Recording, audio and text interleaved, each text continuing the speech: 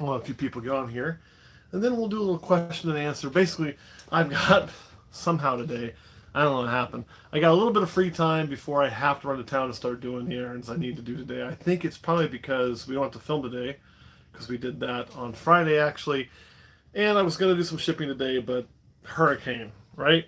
So with that, my schedule kind of cleared, and I thought, what better way to spend it than spend a little time here with y'all. So anyway, here I am. Just gonna do a little bit of live for like maybe 30 minutes or so, and then I got a video to drop on Patreon after that.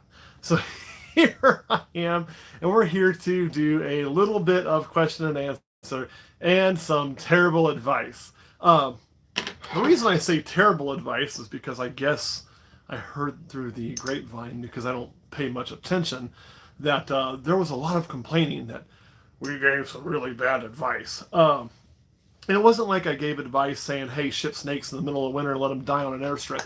But we, I, I think what we said may have gotten taken out of context. So I'm going to ask you guys, because if my advice was bad, the advice that I was giving was simply this: do not expect to breed 10 ball pythons a year and make a living. It's not going to happen. You're not going to make a living doing 10 clutches of ball pythons a year, typically. At least not the kind of living that you want to make. What's going on, Terry, and everybody else? I saw one person say hi. There's been a bunch, TJ, Anna, etc., etc., etc.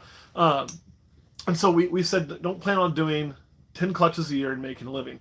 We also said that it is good to have snakes at all levels. And I think that may be what got misconstrued. I think we're talking quality levels. No, we're talking price levels.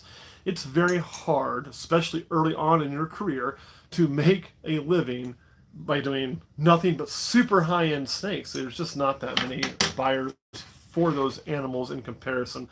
So it's good to have the, $200 to $600 realm, the $600 to $1,000 realm, and then up from there. And so it's kind of good to hit all price levels. That doesn't mean bad quality animals. I mean, who in the hell would think we were telling people to breed bad quality animals? I mean, that would be bad advice, and that would be stupid. We would never tell anybody to purposely breed subquality. Fuck. So anyway, that was the advice we got. So here's what I want to know. Maybe I am wrong. So I want to know if anybody here knows of anyone who breeds 10 clutches a year and makes a living. So if somebody does, please let me know, because I would love to be proven wrong. If there's somebody breeding 10 clutches a year and makes a living, and then hey, if that's the case and somebody's doing it, then I guess my advice was bad. You can do 10 clutches a year and make a living. That's a living. No separate income, no retirement income, no disability income, nothing else that you're living. You're breeding 10 clutches a year and you're making a living, right? Maybe if they live with their mom in the basement and not pay bills. Right? I mean, so I'm not sure what was bad or if it got misconstrued or what. But anywho, that's the terrible advice we gave. You can't make a living doing 10 clutches a year. It's hard to break into this business doing nothing but high-end stuff, and it's good to have animals at every price point, which likely you're going to do whether you mean to or not. Our animal we showed on the thumbnail today was, I think it was a pastel yellow belly axanthic. That's not a $200 animal, right? But here's the thing: when you breed those, well, in that particular clutch, we did use a het. So you're going to have some hets and some things like that are going to be in that price range. So a lot of times you're going to have animals all across the price range on purpose. There are exceptions to that. You'd be better than me. It's fine. It's fine. Yeah. And I didn't say it's better to sell low-end stuff. And if that's the thing, you got to take, again, it's a context thing.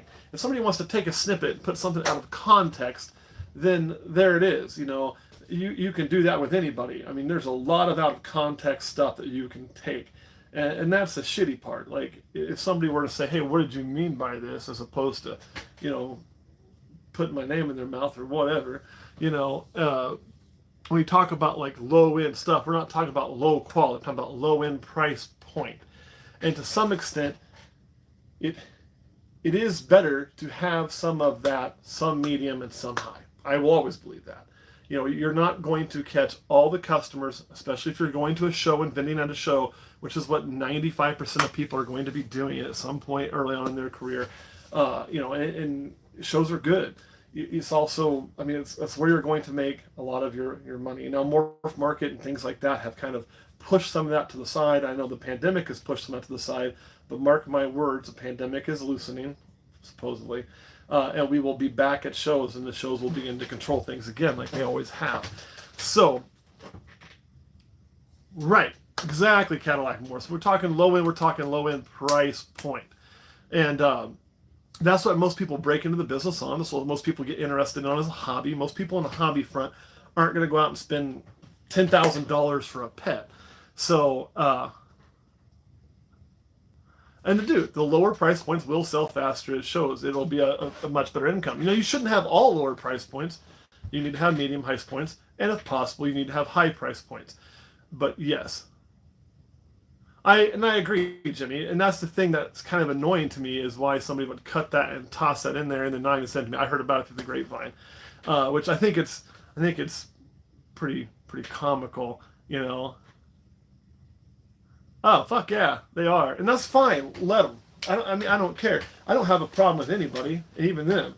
But it's just one of those things that it's kind of comical to me, honestly, and that's why I'm going to come on here. I want to have a little fun with it. Because, I really do. We don't put people's name in our mouth very often. It's not good business. And, now, sometimes I will say things and I have to say, hey, look, that's not meant to be a shot at anybody. Like we made a comment on our Venomous the other day that I think somebody thought we were taking a shot at somebody. I go and say, that wasn't meant to be a shot at somebody. Fact of the matter is, when I do a little finger count, it's because I know a lot of people who are missing fingers because they've been bit. A lot. It ain't a shot at a single individual. It doesn't do me any good to really take shots at a single individual or start shit. It's pointless. So, and it wasn't by my guest and not me. I don't know if how was he brought into it. I'm not sure how he was brought into it. I think he was actually on that live. I think he commented, if memory serves. Maybe not. I do a lot of these. But it's just kind of interesting. It's kind of, Jeremy, because even and I guarantee you this, I promise you, on a full-time venture, right, you're going to have things that are not $5,000 and $10,000 snakes. You're going to have things that are $400 snakes and $300 snakes. Not every clutch you make will be nothing but freeways. It's not going to be. I promise you that. So even on a full-size business venture, you're still going to have the medium stuff at minimum and probably some low-end stuff. It's usually a byproduct of trying to make things. You know what I mean? Yeah, and that's true, Cheesy Poo. That can happen. I mean, there's risk in animal business, purely. And so the idea of, it wasn't that we said never make high-end. It was that we said that, and I think that was the problem, is the context got missed by what the original question was. And the original thing that spun us into that was somebody saying, I'm going to breed 10 clutches a year, and it's all going to only be high-end stuff, like $1,000 plus, and I'm just going to make an easy living that way. And I said, whoa, pump your brakes. That is not something that's simple to do. It doesn't really work that way. You're going to have a hard time doing that as a brand new person. You simply are. At the point we're at, we can do clutches where we know everything is going to be in that realm. I'm going to do clutches where I know anything isn't going to be in that realm too. It's just, yeah, you know what I mean? Who's the go-to guy for that? Young Banana Clown. Man, there's a ton of people doing clown. Honestly, Bushwick Morphs, you got a billion options on that. So, and that could be too, Jimmy. I don't always reread the comment on the dressing, but still, there's a level of, I guess, why wouldn't you come to me and ask what I meant? Or why wouldn't you go through that? Why would you just do something like that? And I could, if you're looking for something higher end, and see, here's the thing. This is exactly what we're talking. If I'm looking for something really high end, I'm going to stick to a few people, right? I'm going to stick to people that, whether they're big or small, that I know personally. One. I know them personally. I've dealt with them before. I know them. I can talk to them physically. I know who they are. If I'm not going to do that, if I'm going to have to go outside of that realm of something high end, I'm going to stick with people who have built a reputation for a while. So like I wouldn't hesitate to get like high end clown combo, even if I had to pay a little more for it from say JKR. That would be a good bet. I wouldn't say to get a high end clown combo from me because we're not really that thick into clowns. We're getting into it, but Exantic was our big bag, so that's where we pushed most of our recessive work early on in our career, which we are still early on in our career. So definitely, like JQR would be a good bet if you don't have somebody that's producing that kind of thing. So we are both a little hard-headed, but again, the point I'm going to make is I didn't sit there and run something and cut a video and put something where we're like showing a bunch of dead animals because we had a shipment when it was cold. I mean, I didn't do that. I could have. I could do things like that. I don't. I think it's bad tool. Now we're here talking about it to make a point, and the reason I don't do that is because in that situation, all I know is a snippet. I don't know the whole thing. It may have been not something that was perfectly well controlled that went to shit show. Like I don't know. I wasn't there, so I don't sit there and like make assumptions and say, oh, this is blah blah blah blah blah blah. I could easily take something like that and spin it into something, but I don't know all the details. So why would I? You know what I mean? You just don't do that. So anyway, that was kind of funny to me.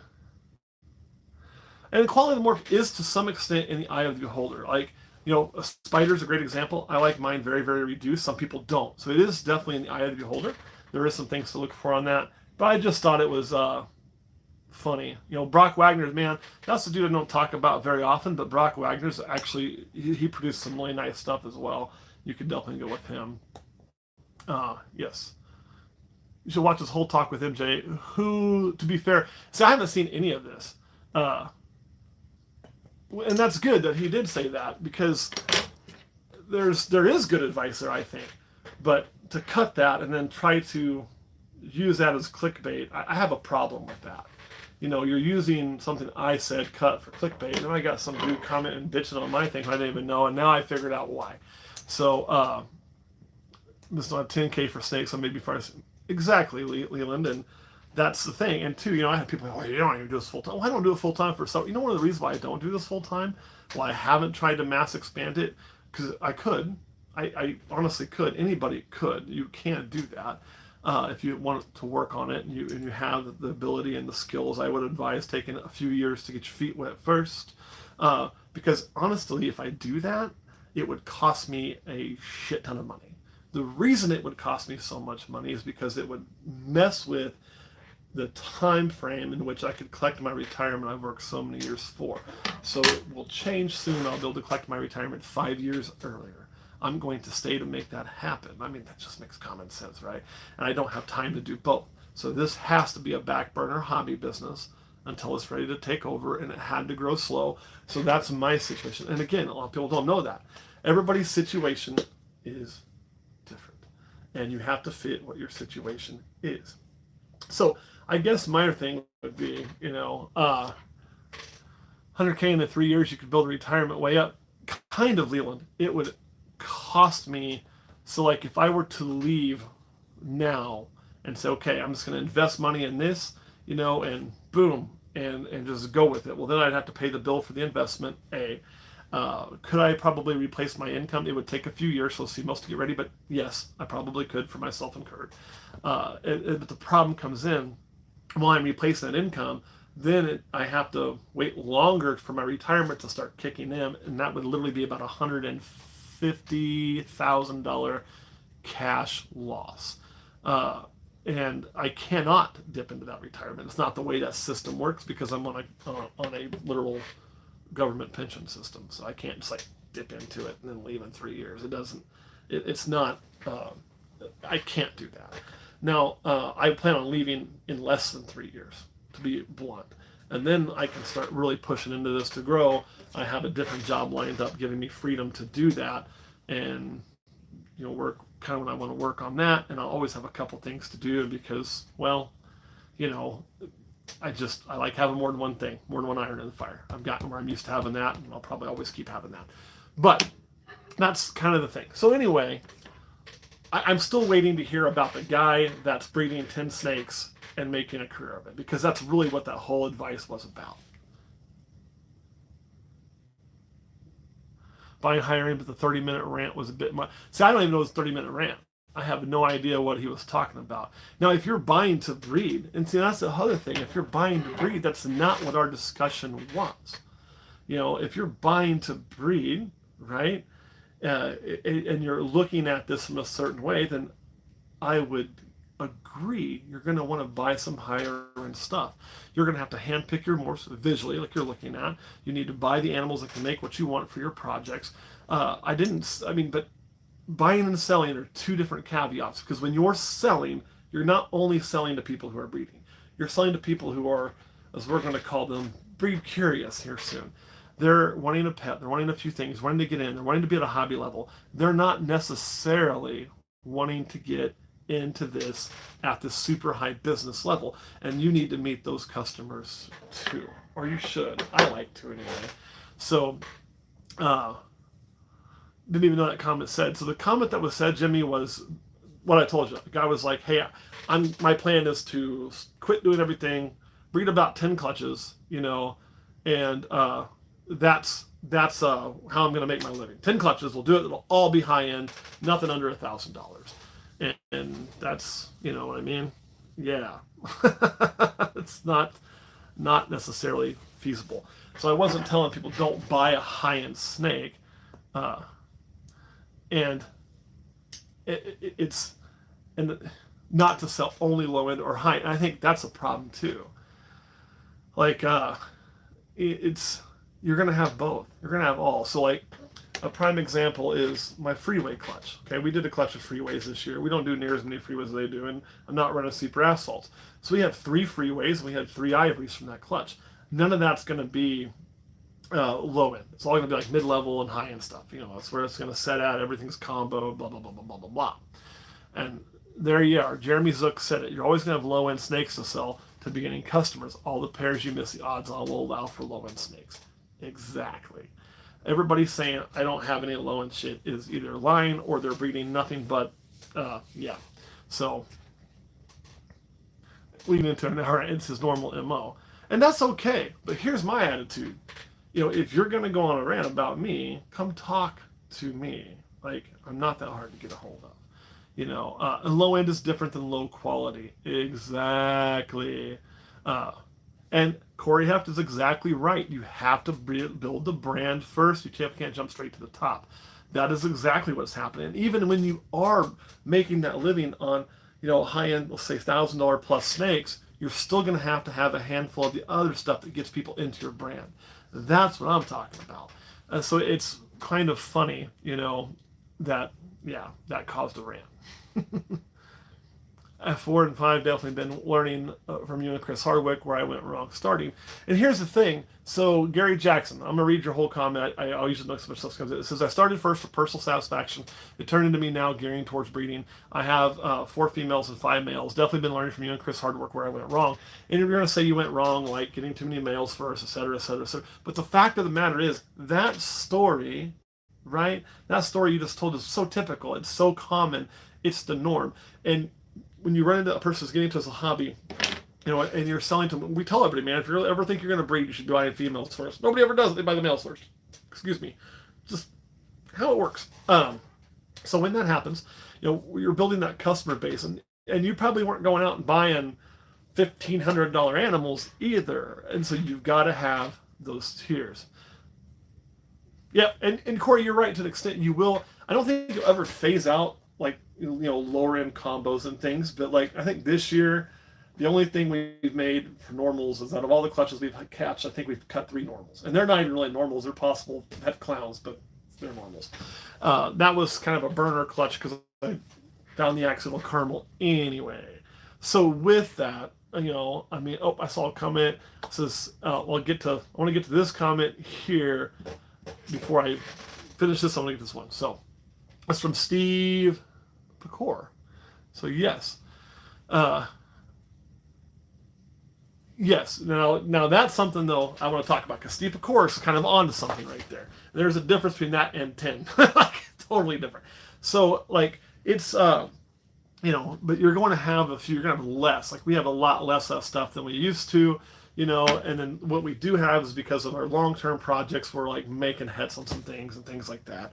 So you will have less of that, but you're always going to have some as a byproduct. It's just the way it works. Now, Steve, of course, said that he's a CPA, taking on a few reptile breeder clients. He'll promise you 100K a year net profit on 30 to 35 clutches is totally possible. It's not going to happen without building a brand and networking. I agree with that. I agree you can do that, but 35 clutches is a far cry, okay, from 10. And then on top of that, in a lot of people's situation, mine included, a net profit of $100,000 isn't going to pay the bills. Why? Because that's good money. That would be good money, but there's two of us. So that net profit gets cut into $50,000. And then if you're doing it right, as a CPA is going to probably tell you, that's probably for your tax base. And you're paying more in private taxes than you are in normal tax because you're paying your Social Security pretty much twice and other things. So you've got to account for that. Now, if you're running your business properly, there's going to be a lot of business deductions to help get rid of some of that. But yes, that is possible. I think that's kind of the level that making a living can really be started at. And you can do that on your own if, you've got nothing else to do and you can do all the rats and you can do all this, et cetera, et cetera. I'm not doing that. So we plan on eventually running about 80 to 90 clutches and no bigger. It's kind of where I want to get to. And we're not doing 35 clutches right now either. So, but yes, I do agree. And I think, though, that also depends, and correct me if I'm wrong from the CPA, but it also depends how much overhead you're running. That is running that, like, say, in your garage, in your basement. You're not running a building. You're not running other things that are going to run you into overhead. Otherwise, you're going to have to take that out, and it's going to eat into a lot of that $100,000 profit. A prime example is when I ran these into my home, my added electric bill was probably $50 to $75 a month. Running them here, my average electric bill is probably a $300 to $350 additional a month. That's to electrify a whole house, right? So that is an extra $300, or I'll say $250 on top of my deductions, which doesn't sound like much. Run that out over $3,000. Then I have to pay for the place, I have to pay my tax, I have to pay my insurance. All of that starts to run into expenses. So if you had a pot of this and you start having more expense, you're going to cut more into it. There you go. So but CPAs on, I agree with that. And on that too, you would have to be running on some higher end clutches, but you're still going to have those things in that $300, $400, $500 range, which is what we were really talking about. That's the golden goose range. If I could avoid ever hatching a $20 normal, I would do it.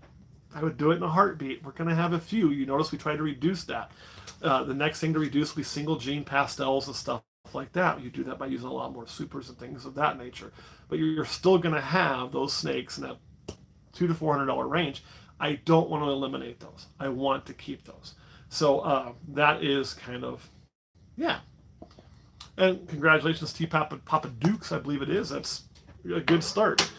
So anyway, I'm still looking, and I haven't seen anybody tell me 10 clutches a year is getting the job done. Now, 30 clutches a year, that could get the job done. That's 3 times the amount of clutches. Actually, it's 35 we just talked about. That is 3.5 times the amount of clutches. That's a big difference. And that's about what, if you're running the right genetics, I think is doable. So anyway, there we are. I just want to kind of get on and chuckle at that because I'm still trying to figure out where that advice was bad. Misunderstood, maybe. Yes. But bad, I really don't think it was. I think it's spot on. You're not going to make it on 10 clutches a year, most likely. And it is good to have variety and variety in your pricing. So there you go, y'all. That's my bad advice. Have variety in your pricing. If you want to make a living out, do more than 10 clutches. That's my terrible advice to you. God, I'm sorry. I'm so wrong. So, but somehow find things about breeding interesting. Well, why don't you handle one? Like, seriously, I'm not picking on you. Like, I know I'm reading as Valentine said that she's never, or he's, I'm not sure. I've never even handled a snake, but somehow find things about breeding interesting. Go handle one, man. If you find it interesting, get over that little bit of fear, handle snake, check it out. Maybe you'll find you want to do this on some level, whether it's just have a pet or breed. And there's nothing wrong with either one. Everybody has to breed. And exactly. So that's my point, though, Cadillac Morphs. Like, that's the point. the whole point of it is I agree. I think it might have been misinterpreted. And I guess my bitch is if you don't know what I'm saying or you think I said something, come ask me what I'm saying. You know what I mean? I think that respect should be the thing. So, boom, Manaless, even JD Constriction sold him up for 350 is how I got my pet snake. He has a snake worth thousands. He has a snake worth more than thousands. He has a lot of snakes for thousands. And yes, and that's kind of the thing that I'm talking about. So, what percentage of wobble being passed down? Okay, that's completely off topic, but I will tell you this. Every spider has wobble. Every champagne, every spot nose, it's all, anything in that kind of complex has it. It's just, it's not bad in 99% of them. So Nick Hall says, so give me your opinion about Mystic Potion. I was excited to make one, but now I'm hesitant due to being told it's difficult to distinguish between Mojave and Mystic. So Nick, I think it is, but there's other people who don't think it is. I mean, everybody's eye sees things differently. It's not my strongest suit telling the two apart from those. I like Mystic Potions. I have a Mystic Potion. I think they're a cool animal. I don't think you see too many at the market because of just what you're saying, but if you think they're cool, make it. Like, sometimes making cool shit's more important than money, you know? So, and HB Reptiles, isn't that most people? My point is, that's kind of the point. You're going to have those, and you also need to have those to a certain extent. They do bring customers in the door.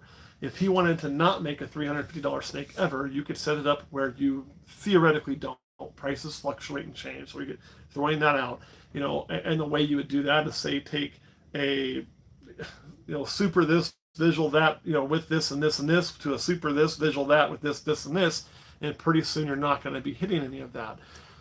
But you're going, like that's one clutch. You're going to have stuff like that. You should have stuff like that.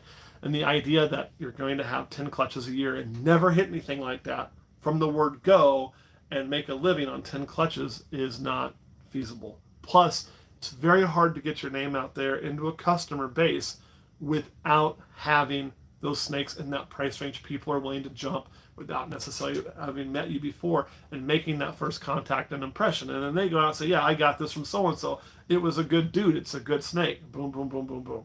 So that's where it kind of works. Like, that's what you kind of have to do. I mean, there's ways to cheat it, but not many. Most of them involve luck. That's just my opinion. As far as what goes with the clown, I love super pastel clowns. I think they're beautiful. So, spiders you won't notice double unless they're overly excited. Oh, the wobble. Admit the wobble. Yeah, unless usually, yes. And I've got two right now that go bonkers at feed time, but the rest of the time they're super chill. We just sold one. Actually, just sold both of them. So, and we disclosed that. We talked about it before we sold one on Patreon, and we talked about it to the guy that bought the other one. Like, hey, I want to let you know this is a deal with that snake before they ever paid for it. Like, yeah, that's cool. So you always have to disclose if you've got one that's excited. I mean, you just got a little more of a conversation with those animals. So yeah, with high price tags seem to sell. Kind of, James, they do, but they also necessarily don't always. So what you see on Morph Market, and this is from personal experience, okay? You'll see an animal, you'll see a price, later on it's going to say sold. Now, I know of multiple instances where that animal and that price, before I got to sold, changed. I know, because I've done it. Not me selling on Morph. I've never sold on Morph Market. Doesn't mean I've never bought on Morph Market. I'm not anti-Morph Market. I just haven't had a need to sell on it. So yes, I have multiple times purchased things on there, and it's nothing. Exactly, Leland. There you go. And two $500 snakes equals $1,000 snake, and I mean that's just simple math, right? But you need that gambit across the board. I guess that's my point. I think your sales needs to have some across the board. So, with that Morph Market though, like I've bought animals not with the prices listed, and I've been buying males with the high-end genes and simple females, so it's more cost-effective. Victoria, that's something else we talk about. So good on you. That's definitely the way to do it as far as getting into it from a business standpoint. Is spend more genetic dollars on your male, less on your females. To start with, because that male will pass on those multiple genes, to all of those. So if that's where you're picking your budget, you're right on to like the target of doing things very good. So, but yeah, I'm curious if CPA was gonna comment again. I was really enjoying that. So hopefully he comes back on. But yeah, so anyway, guys, that's kind of my point. And I just wanted to come on live and address that because I thought it was funny. I sell it for 11,000. Yes, exactly, Leon. That's what I'm saying. On top of that, it's and I'll get to that, Jimmy, one second. On top of that, and are those two dudes combined? Because I didn't know that. If Marcus Jane and Billy are this one and the same, that would be news to me. I don't follow enough of what's going on in Canada to be honest. But let me address. What was I addressing? Sorry, I lost my train of thought. Oh yeah, the other thing that you'll see on Morph Market is like I've talked about. I know personally aware of animals that would show up and say sold on there that never sold because they died, or they also sold at a show. Because you gotta remember, too, what people are putting on Morph Market, they're also going to take to a show, and if it sells at the show, it's going to say sold on Morph Market. It's going to look like it sold on Morph Market, but maybe it didn't. It may have sold at a show. It may have sold from personal. It could have sold in any one of those ways. It still gets listed as sold. So you're going to see all those animals show up there. You're going to see all of them say sold, but you don't know where they necessarily sold or if they died. A lot of people will say, they're not going to write dead on it, right? It's better to write sold on it. They could also just remove the post, which I think is what you're probably supposed to do when it sells elsewhere, but most people don't. They're going to put it sold because it looks better when somebody looks and sees what they're doing and says, oh, you're selling all these, they're selling fast. It's just, yes. And yes, pastel and Lustre are a great way to get into some really pretty snakes on a low budget. I love pastel and Lustre. So the question was from Jimmy, would I be willing to get on a live with MJ and Billy? As long as it fit my schedule, yeah. I mean, it's really hard for me just to jump into somebody's shit because I don't really have a lot of time, but I would be more than willing to do that. Like I say, this isn't me holding an ill will thing or a grudge thing. This is me simply making a point that I don't think, and I don't even know 100%, like I say, I'm getting it third hand. I'm being very upfront about that. But labeling what I said as somehow wrong or bad, I think is pretty short-sighted. And I don't think it understands what was actually going on in there, as we pointed out. And it could be done with anybody. I could have gone on and done that with stuff that other people have done and dropped their name and all of this, and I haven't. Because I usually don't know, A, the whole situation, or B, that's... why would I do that? When I have talked in a negative sense about something somebody's doing, I usually leave their name out of it and try to use it as a point in the industry without name dropping their name. Like, I know we did a video on like blitz quality, and I showed some animals in Morph Market. We purposely covered up the name because we were not trying to, call somebody out. So. And what do you mean here? The industry is very small and nothing compares to the one of yours. I'm not sure. Are you talking about? I'm not sure what you're talking about on that one. So, and prices are usually lower because there's no shipping at shows. Yes. So, and it may be, but I don't think it's really that, honest to God, that huge of a deal. Like, I'm not going to be all butthurt about it. Like, I mean, I got a little thicker skin than that. I'm going to get on and I'm going to say my piece to prove my point. Since my name got brought up, and then I'm kind of done with it. Like, honestly. Hey, there's Mutation Creation Canada. Well, I'm glad you're here because we were talking about you, and I'll be blunt on that. I understand that you think I gave a shit ton of bad advice the other day, and so welcome to the party. And we're here contradicting that statement. So I want to be curious, what would you say is bad? And I'm going to hear you out, so everybody's going to stay with that, about saying that you're not going to make a business on 10 clutches. 10 clutches a year, that's all you plan on breeding. Not a good idea for making a full-blown business. And also saying that having some snakes in the, other ranges, instead of just high-end when you start out especially, is a way to run a business. Because all that got brought in by a comment saying, I'm going to breed 10 clutches a year and make tons of money, and that's all I'm going to do. So I'm curious where that would be bad advice. A certified snake so special, Oh, with certificates? Well, Billy's typing cheesy poo. I'll comment on that. I don't know what they mean by certified. I can tell you that we use certificates for a lot of our snakes. It's just to show the genetics and where they came from. We don't call it certified. It's just, here it is. I think it's just, for me, it's a good practice. I stole it from John Dog, and you know what I mean? I think it's good. So, to do, you don't have to do it, and it doesn't make the animal any better than another animal, but it does give you more information on who that animal's parents were. So if something pops up genetically down the road when you're dealing with like a 4 or 5 gene animal and something else throws out, you can look back and see what the parents were and be like, okay, I think this is what I'm seeing, and it just got overlooked in the animal. You know, you got more genes which paid for, kind of thing. So that's why we do it. But I've never heard the term it's certified. Like that would be new. It's just a breeding certificate saying here's the parents, here's the identification number, because we number all of our clutches, and here's what we believe the sex is. And then it can go with the animal. If you ever sell something, you can give it to them, and there you go. I think it probably would be too.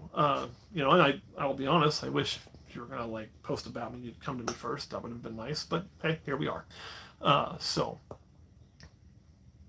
Oh, no problem. Cheesy Poo, there's nothing to be sorry for. That's a valid comment, a valid question when you see something on your shop and it makes you wonder what is the deal, you know. Now I'll be honest, we're gonna get through this. I got check time 2:16. I've only got like 15 minutes on it. I gotta run because I've got to I got a few pieces of business in town I do have to handle. So yeah, that's kind of where that is.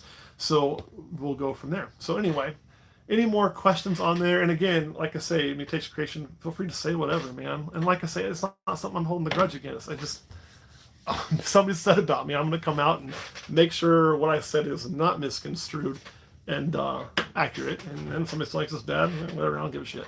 That's just kind of me. So I can't tonight, man. I can't. I would love to. I'll tell you what, is there a way you can hit me up, or I can hit you up without putting their numbers clear out there, and I'll get you a number to contact me and we can schedule a time? I'd love to do it.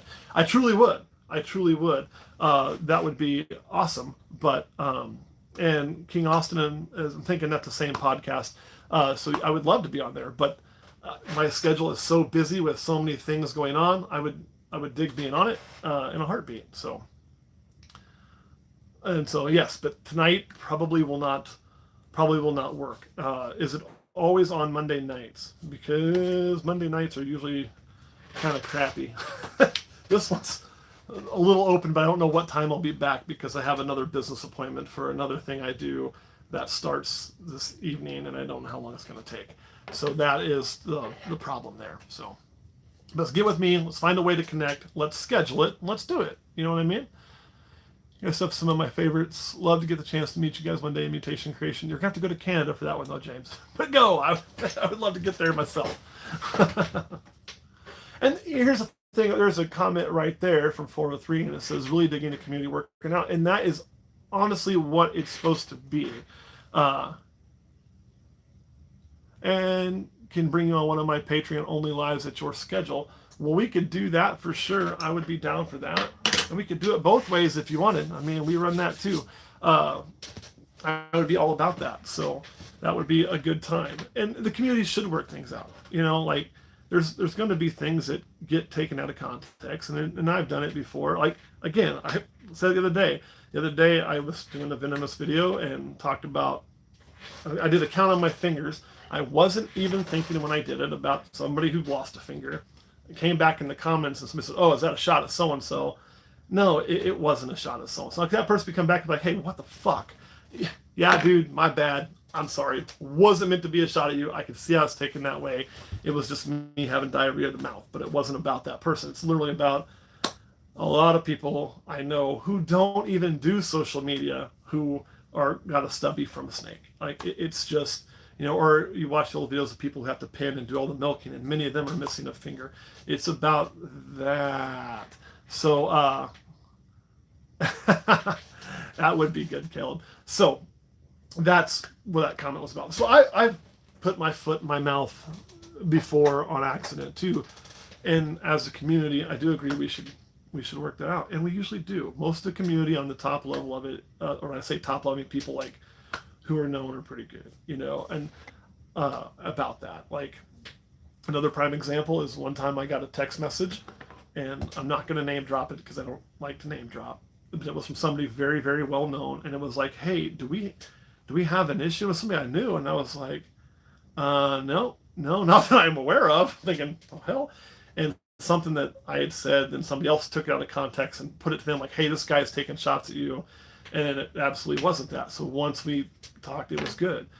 We still text back and forth whenever, I mean, not daily or anything, but we never did that. So, but my point is, whenever you put this much out, whether it's me, whoever, into the social media world, you are going to put your foot in your mouth every now and then. It's gonna happen. I've done it. Or you're gonna say things that get taken out of context and then react and gets taken out of context. So the community does a good job about working things out. So, all right, y'all, let me see what time it is really quick. I got about 9 minutes before I have to go. I would hope so, yes. And I tell you what, we can probably set that up through, I think we have some mutual patrons, so I can send a number to you through that. We can get that set up if that works. So on Instagram, I could probably do that. Yep, we'll catch you later. So we'll definitely do that. I would love to do that. That would be great. So when this podcast, for them, I don't know, but I can tell you it won't be the one I'm on tonight because I already have some different engagements tonight. But that would be something that I would enjoy doing. So there you go, 7 p.m. Eastern. Now you know. See, that's later than here. Yeah, then I got to work at 5:30 or 6:30 in the morning. Which means I'm up at like 5:45. So, or 7:30. I'm up at 6:15. See, I don't even know if I'm coming or going, y'all. I live a crazy life. Don't get this nuts. 2 more years of it, and then gets better. All right, y'all, before I hop off of here, and then Patreon tonight for y'all, I've got that video. I promise you it won't be a live, but I've got the one. We did the live yesterday, so we just kind of flip-flopped them, right? And you guys will get that, which will be me pulling out a hyper-melanistic Western Diamondback Wallace and Shed, and then allowing Redneck Jeff to talk about how he handles and putting it back. So y'all will get to see that tonight. Before I get off of here, does anybody have any questions? Because if you do, now is the time. West Coast would be 4 p.m. Yeah, 4 p.m. would be better than like if it went later. So it's a good time to do that. We've never set up our own podcast just because I don't have time right now. I really don't. I will eventually have time, and maybe I'll do it. Maybe we won't. You don't get to see Red try and kill me. So with Red, she is the crankiest rattlesnake I've ever been around, and I've been around literally thousands. And that's not an understatement. I've literally been around thousands of rattlesnakes. And she takes the cake.